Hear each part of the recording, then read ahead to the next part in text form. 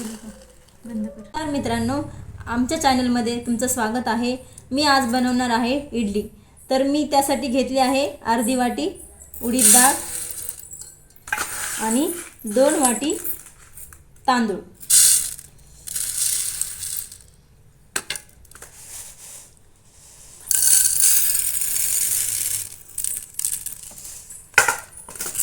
आणि हे मी 4 तास भिजू घालणार आहे। नंतर मिक्सर मधून काढून त्याचं बॅटर बनवलं आहे। बंद कर।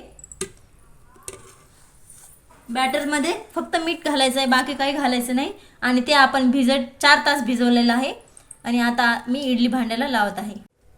हे तुम्ही बघू शकता, मी खाली भांड्यामध्ये पाणी ठेवलेलं आहे। त्या पाण्याच्या वाफेवर इडली फ्राय होते। हे बघू शकता तुम्ही। भांड्याला अशा प्रकारे तेल लावायचे आहे आणि त्यामध्ये आपण बनवलेलं इडलीचं बॅटर टाकायचं आहे।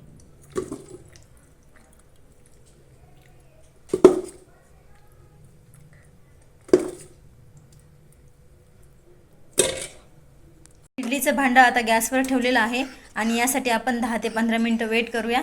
फुल गॅसवर 10 ते 15 मिनिटात इडली छान होते।